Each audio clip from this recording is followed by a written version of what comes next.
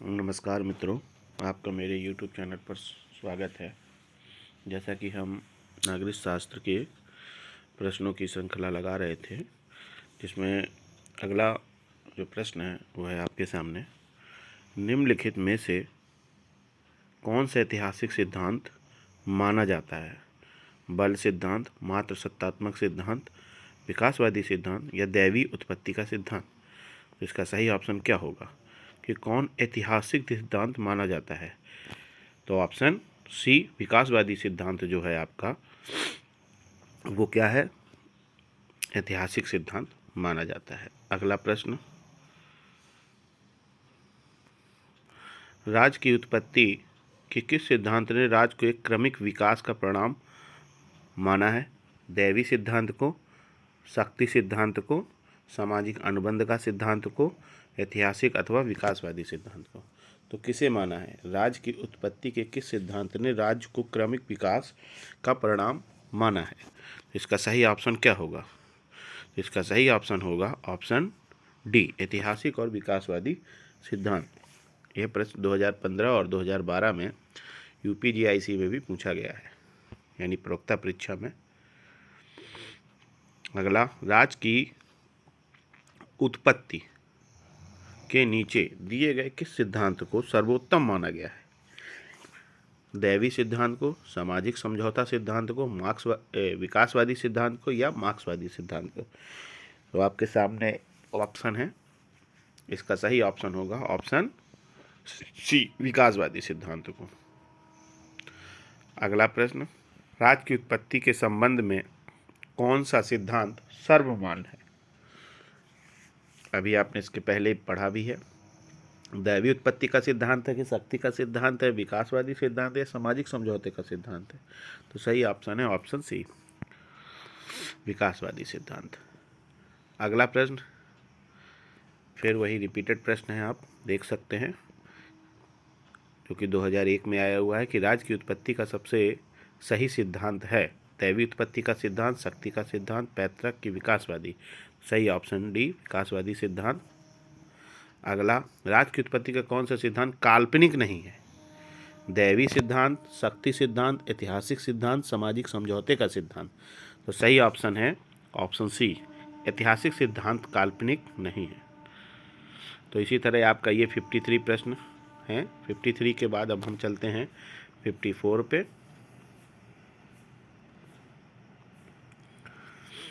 54 number जो है आपका,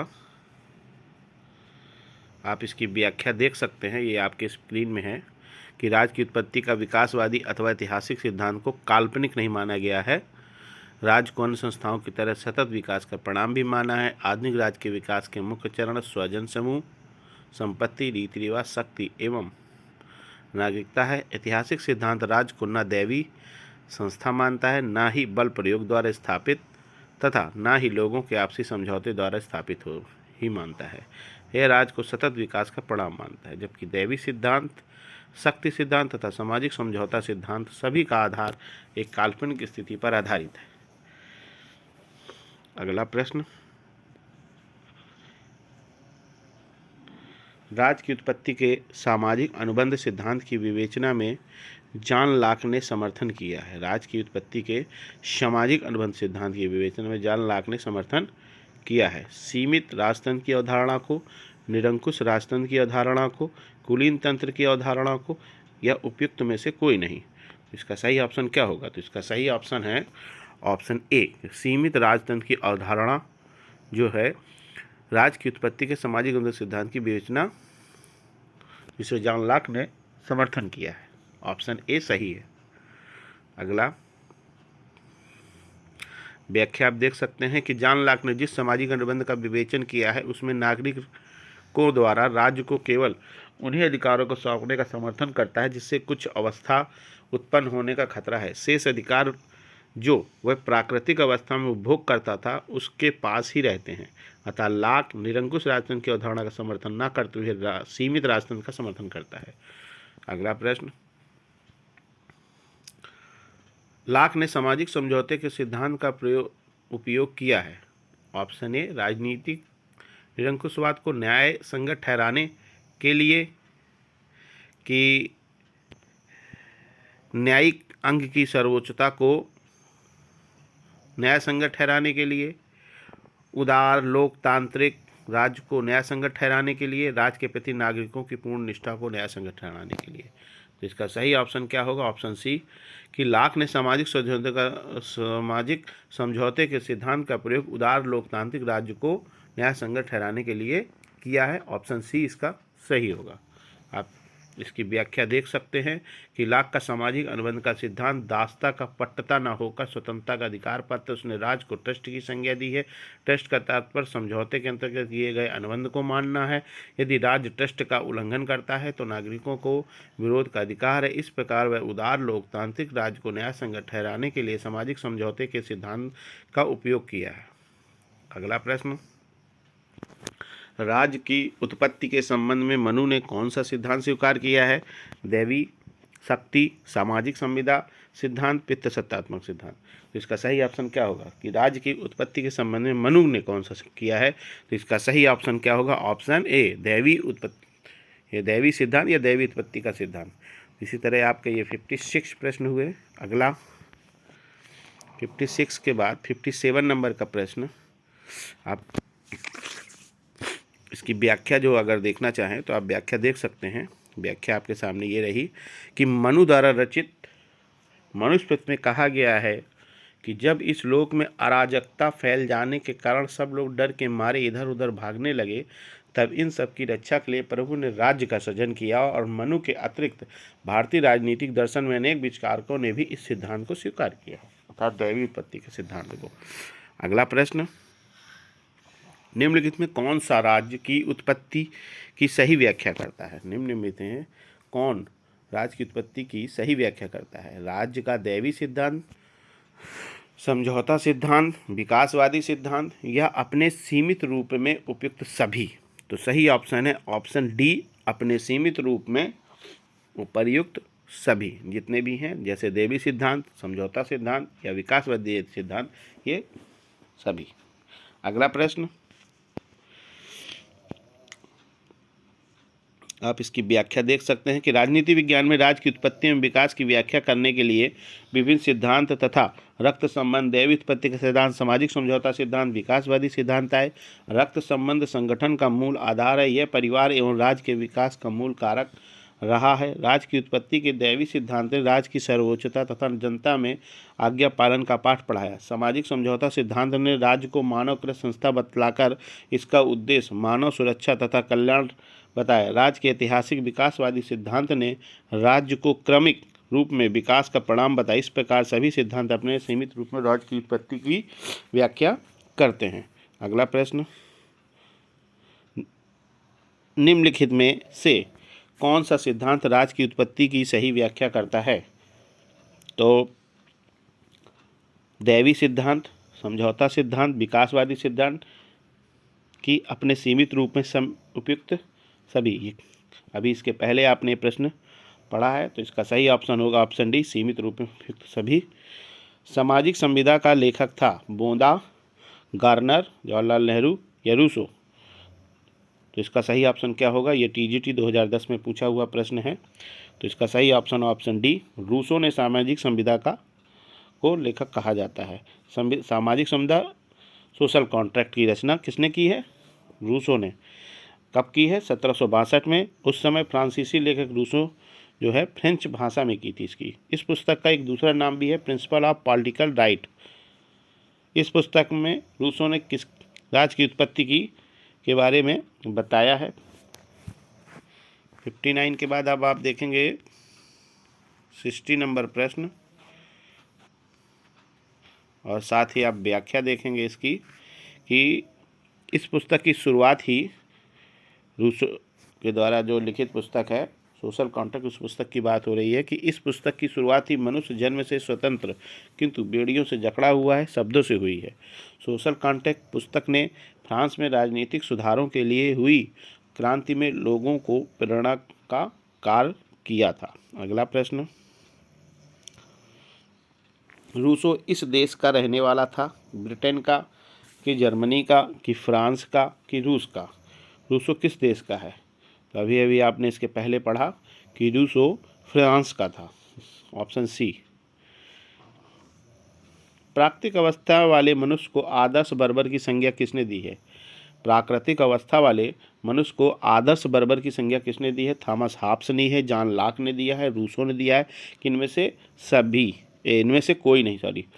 तो प्राकृतिक अवस्था वाले मनुष्य को, तो इसका सही ऑप्शन है ऑप्शन सी, रूसो ने प्राकृतिक अवस्था वाले मनुष्य को आदर्श बर्बर की संज्ञा दी है। रूसो मानता है कि आदिम मनुष्य का स्वभाव लगभग पशु तुल्य निष्पाप और स्वाभाविक रूप से निर्दोष था। वह नैतिकता के विचारों से रहित और सहज भावना से काम करने वाला बुद्धिमान पंडित है। उसी के शब्दों में एक आदर्श बर्बर था। रूसो की समान इच्छा का मतलब यह है कि ऑप्शन ए, समान इच्छा कुछ खास इच्छाओं का योग है। ऑप्शन बी, किसी खास राजनीतिक समाज के व्यक्तियों की विचार युक्त इच्छाओं का योग है। ऑप्शन सी, उत्कृष्ट सार्वभौमिक इच्छा किसी एक व्यक्ति की भी हो सकती है जिसका उद्देश्य समुदाय का समान हित हो। ऑप्शन डी, वह शास्त्रीय अभिजात वर्ग की इच्छा है। यानी रूसो की जो समान इच्छा का क्या मतलब है, तो आपके सामने स्क्रीन पर चारों ऑप्शन दिख रहे हैं। इनमें से कौन होगा? तो सही ऑप्शन होगा ऑप्शन सी, उत्कृष्ट सार्वभौमिक इच्छा किसी एक व्यक्ति की भी हो सकती है जिसका उद्देश्य समुदाय या समान हित हो। अगला प्रश्न, व्याख्या आपके सामने है कि रूसो की समान इच्छा का लक्ष्य समुदाय का कल्याण है। यह एक व्यक्ति की इच्छा हो सकती है या अनेक व्यक्तियों की इच्छा का योग। अगला प्रश्न, इसको आपको सुमेलित करना है। आपके सामने ये रहा। थ्रेसीमेकस को किससे मैच करेंगे? बोंदा को किससे मैच करेंगे? यानी थ्रेसीमेकस न्याय शक्ति का हित है, बोंदा आपके सामने है अधिकतम शक्ति से डकैतों का समूह निर्मित हो सकता है ना कि राज। टी.एच. ग्रीन इच्छा ना कि शक्ति राज्य का आधार है। माओ त्से तुंग शक्ति बंदूक की नली से निकलती है। तो इसको आपको मैच करना है। आप अगला प्रश्न आप देख सकते हैं कौन सा है। इसमें सही ऑप्शन ए होगा। थ्रेसीमेकस न्याय शक्ति का हित है। बोंदा अधिकतम शक्ति से डकैतों का समूह निर्मित हो सकता है ना कि राज्य। टी.एच. ग्रीन इच्छा ना कि शक्ति राज्य का आधार है। माओ त्से शक्ति बंदूक की नली से निकलती है। अगला प्रश्न, रूसो की समान इच्छा के संबंध में कौन सा कथन सही है? यह राज्य में कानून का स्रोत है, यह सदैव जनहित में होती है, यह सबकी इच्छा है, यह सदैव सही होती है। इसमें सही ऑप्शन क्या होगा कि रूसो की जो समान इच्छा है कि कौन सा कथन सही है? इनमें एक कथन सही है कि रूसो की समान इच्छा क्या है? सबकी इच्छा है। Option C. रूसो की जो समान इच्छा है वे सभी विशेषताएं प्रदान करता है जो हॉब्स के सिद्धांत के अंतर्गत प्रभु सत्ताधारी को दी गई हैं, परंतु समान इच्छा से मानने का तात्पर्य जनता के ऐसे संकल्प से भी है जिसका उद्देश्य समाज के समान हित की सिद्धि करना है।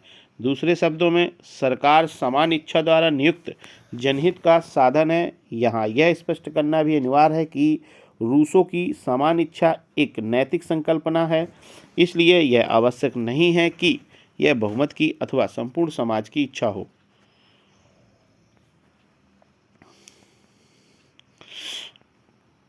रूसो के लिए किसे समान इच्छा की अभिव्यक्ति के रूप में माना जाता है?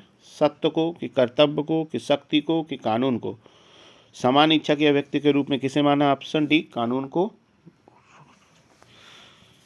समान इच्छा का सिद्धांत किसने प्रतिपादित किया है? Option A Locke, option B Hobbes, option C अरस्तु या ऑप्शन डी रूसो? तो सही उत्तर होगा ऑप्शन डी रूसो। अब 66 के बाद अब नंबर आएगा 67 का। तो ये रहा, आप इसकी व्याख्या देख सकते हैं। समान इच्छा के निर्देशन में छोड़ देता है। समान इच्छा पूरे समुदाय की तात्विक इच्छा को व्यक्त करती है। भिन्न भिन्न व्यक्तियों की तात्कालिक इच्छा में तो भिन्नता पाई जाती है, परंतु तात्विक इच्छा के स्तर पर उन सबकी इच्छा एकाकार हो जाती है और वही इच्छा समान इच्छा के रूप में व्यक्त होती है। अगला प्रश्न 67 नंबर प्रश्न आपके सामने ये रहा। राज्य का उद्भव जीवन की आवश्यकताओं के लिए हुआ है तथा वह अच्छे जीवन के लिए विद्यमान है। यह कथन किस दार्शनिक का है? अरस्तु का है कि प्लेटो का है कि लास्की का है कि हीगल का है? तो राज्य का उद्भव जीवन की आवश्यकताओं के लिए हुआ है तथा वह अच्छे जीवन के लिए विद्यमान है, यह कथन किस दार्शनिक का है? तो ऑप्शन ए अरस्तु का है कि राज्य का उद्भव जीवन की आवश्यकताओं के लिए हुआ है, यह कथन अरस्तु का है।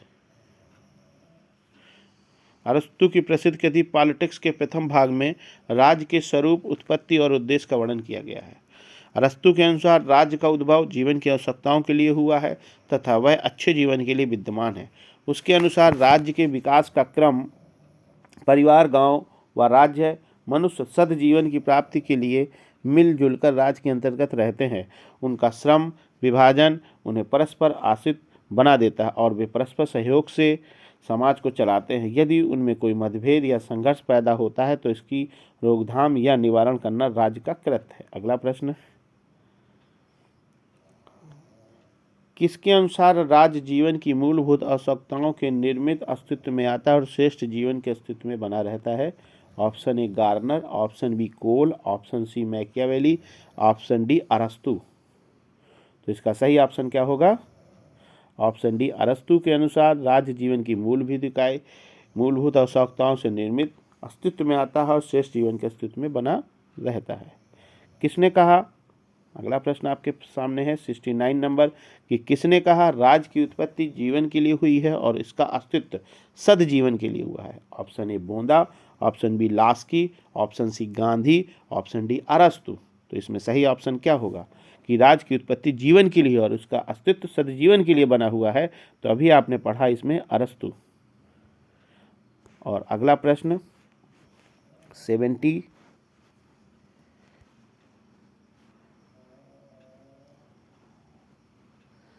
70 नंबर का प्रश्न आपके सामने ये रहा, आप देख सकते हैं। मनुष्य स्वतंत्र पैदा हुआ है किंतु वह सर्वत्र जंजीरों में बंधा हुआ है। इस वाक्य से रूसो का आशय है कि इनमें से कुछ श्रृंखलाओं को समान इच्छा से वैध बनाया जाए, इन श्रृंखलाओं को तोड़ दिया जाए, इन श्रृंखलाओं से कैदियों को मुक्त किया जाए, या सभी कारागार तोड़ दिए जाएं। तो सही ऑप्शन इसमें क्या होगा? तो इसमें जो सही ऑप्शन है वह है ऑप्शन बी, इन श्रृंखलाओं को तोड़ दिया जाए।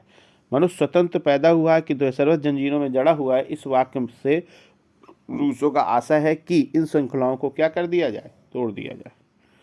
तो इसी के साथ धन्यवाद।